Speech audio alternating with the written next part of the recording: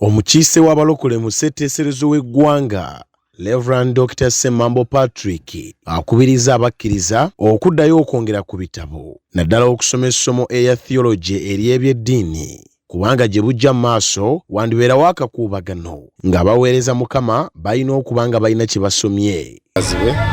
Amannya gange nze Reverend Dr. Ssemambo Patrick, Director wa Zoe Life Theological College okuva mu Philadelphia mu USA. Era nga nze nvunaanyizibwa ku East Central ne Southern Africa colleges.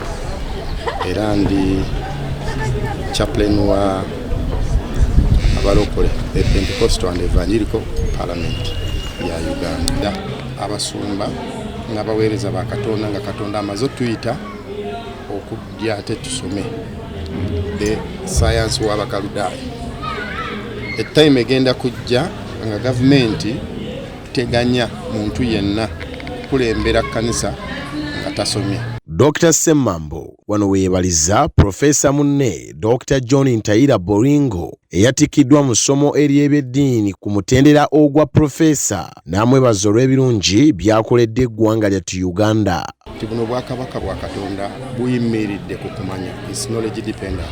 Abantu Katonda be yatuyitira okusumba bayivu ddala era babeera n'okumanya okutegeera. Kati bwe tugatta obuyigirize ne tubugatta ku kuyitibwa kwa Katonda tugenda kubeera b'amaanyi nnyo era tugenda kubeera n'obuwanguzi ate tugenda kukola okwagala kwa Katonda. First with the Global Refugee Network, anatumika pamoja na Global Refugee Network, and he has done a lot of impactful projects in Uganda. Wabula eyatikiddwa Dr. John Bolingo mu kwogera kwe ku mukolo guno yasabye abakkiriza okusumulula endowooza zaabwe olwo we kinaabasobozesa okukyusa Afrika n'ekkanisa ya Kristo awamu.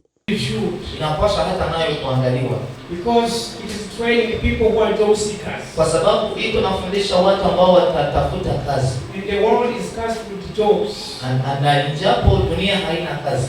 So we want to make sure tunapaswa kuhakikisha kwamba that our children are trained how to create jobs, not to seek for jobs. Watoto wetu watafundishwa jinsi ya kujiungia. Because the church has applied the wrong formula. Lakini juu kanisa imetumikisha formula mbaya. Now in the church that's where we have many beggars. Dr. Bolingo okutikkirwa ku mutendera guno gwa Profesa yabadde wali ku Apostolic Impact Christian University awamu ne International Kingdom University okuva mu ggwanga erya USA.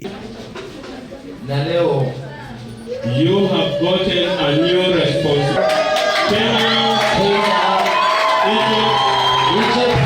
Martin Bosakali Esubula, Dream TV, Amakungunte.